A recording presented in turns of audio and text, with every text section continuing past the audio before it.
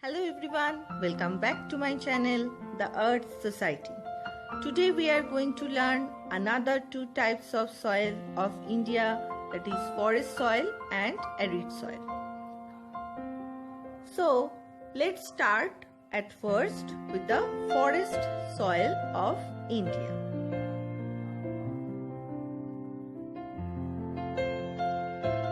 At first, introduction. So these soils, that means the forest soils, are found in the hilly and mountainous areas where sufficient rainforests are available. So where can we see this type of soil? The areas, especially mountainous and hilly areas which are covered with the forest. The formation of these soils is mainly governed by the characteristic deposition of organic matter derived from forests and their character change with parent rock, ground configuration and the climate. So the type of the soil or different features of the soil depends specially on the organic matter as well as the parent rock of the region. Next, the distribution of forest soils in India. That means within India, where can we see this kind of soil? Especially in the Himalayan region, that means this portion of India, the northern part of India. Such soils are mainly found in valleys, less steep and north-facing slopes. The south-facing slopes are very steep and exposed to denudation and hence do not support soil formation. So in Himalayan region, the south-facing slopes are very much steep.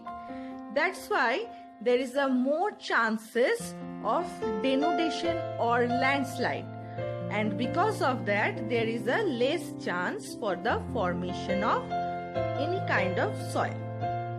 Forest soils also occur in western and eastern Ghat of India, very much less in amount, but this kind of soil also available in western Ghat and eastern Ghat forest region.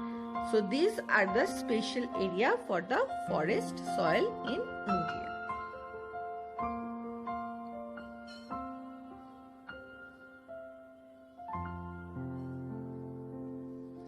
Next, the characteristics of forest soil.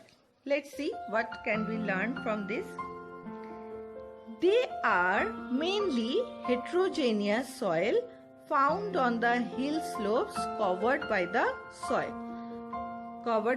forest. Heterogeneous, that means the elements which are present in this kind of soil are differ from one another.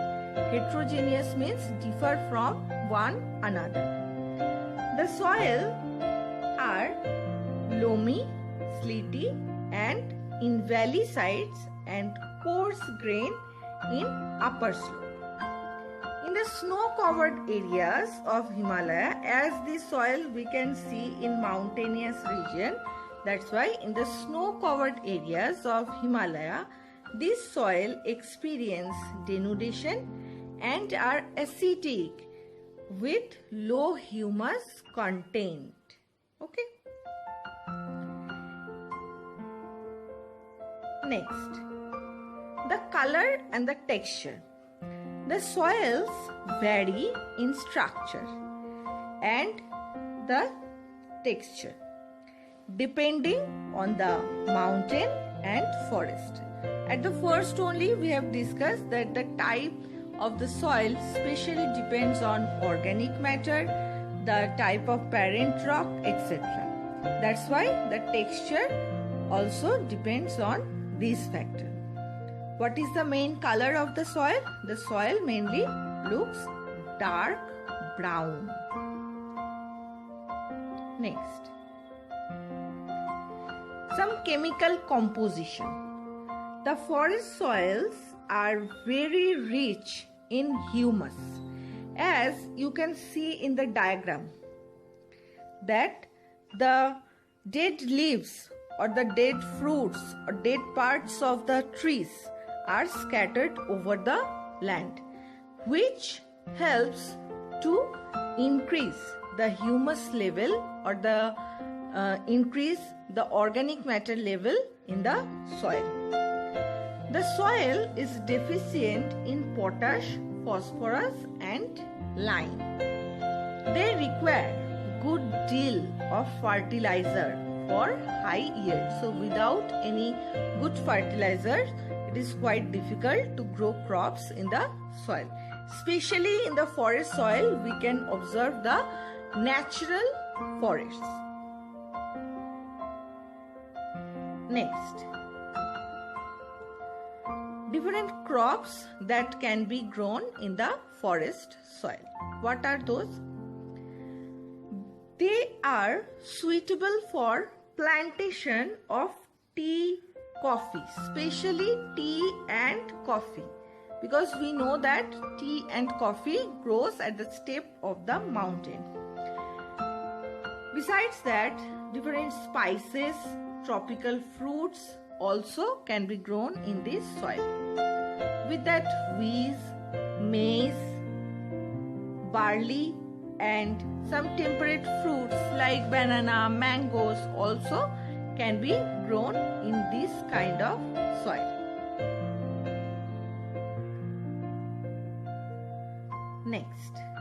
Next, we will discuss about the arid soil of India.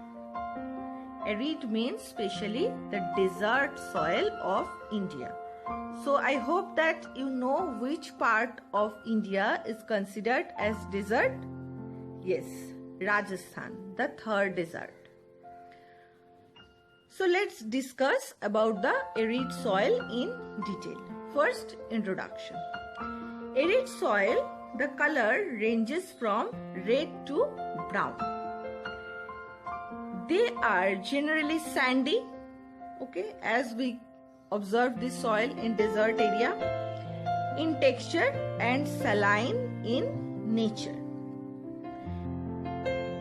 In some areas, the soil so much rich in salt that we can make some common salt by evaporating the water from the soil. Next, where can we observe the arid soil in India? Especially, this soil occur in arid and semi-arid region of Rajasthan, Punjab and Haryana. The sand here is blown from the Indus Basin and the coast by the prevailing southwest monsoon wind. Sandy soils without clay factor are also common in coastal region, means beside the ocean or sea. Which area? Odisha, Tamil Nadu and Kerala. These area we can also observe the arid soil. Less in amount, but we can observe. So this is the main zone of India or the third desert where we can see the arid soil of India. Next, different characteristics of arid soil. First one, due to the dry climate, high temperature, evaporation is faster and the soil lacks in humus and moisture. Due to high temperature, all the water most of the time evaporate from this soil and only left with the sand particles. The lower horizon of the soil are occupied by kankar because of the increasing calcium content downwards. So in the down part, the soil contains high amount of calcium and it is also covered with the kankar material. The kankar layer formation in the bottom horizon restrict the infiltration of water, and as the lower part is covered with the kankar, that's why it cannot help the water to penetrate inside, and because of that the soil lacks in moisture. The presence of sand inhibits soil growth, and also desertification of neighboring soil is common due to intrusion of desert sand under the influence of wind. Next, some other characteristics of this desert soil. The soils exhibits poorly developed horizon. So we have discussed that every soil has some particular layer that we call soil horizon or soil profile. But in arid soil, there is no particular layer or horizon due to its rough nature. And in this soil, the plants are widely spaced. Chemical weathering is also very much limited in the soil due to lack of water. Only in the soil we can get the physical weathering. Next, what are main chemical composition of the arid soil? First one, they are usually poor in organic matter. Obviously, because the area is lack of animals as well as plants. Some desert soils are alkaline with varying degree of soluble salts like calcium carbonate (CaCO3). Calcium content increases downwards and the subsoil has 10 times more calcium. So as we go downward part of the soil, the calcium increases. The phosphate content of this soil is as high as in normal alluvial soil. So in this soil, which chemical composition we can see? Calcium and phosphate.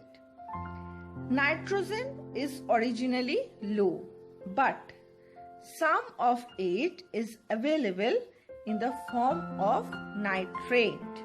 Okay. So nitrogen is less, but in few areas we can get nitrate within the soil. Next, so in arid soil, which crops can be grown? Obviously with proper irrigation. So there is a possibility of reclaiming this soil if proper irrigation facilities are available, because we know that the arid soil is not a fertile type of soil. So which crops can be grown mainly? In large areas, only the drought resistant and salt tolerant crops such as barley, this one, cotton, millets, maize and different kind of pulses can be grown. From here, millets. Do you know millets means which crop? Jowar, bajra and ragi. These three crops together we can call millets. Again I am telling, jowar, bajra and ragi. These three crops together we can call millets.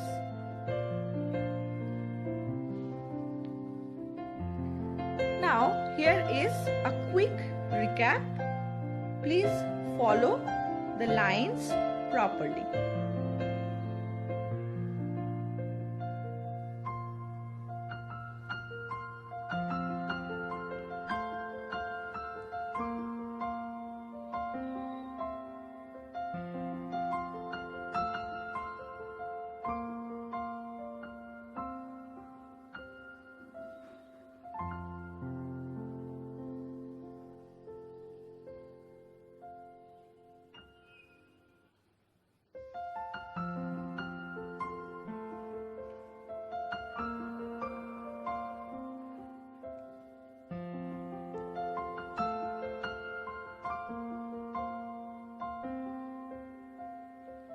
And here are some questions which you can solve from this lesson today. First of all, why is the arid soil very much dry? What are millets? Why is the forest soil rich in humus? Mention the chemical composition of a rich soil and write 2 features of forest soil. So thank you students. Have a nice day ahead. We will again meet in our next video. Till then, bye bye.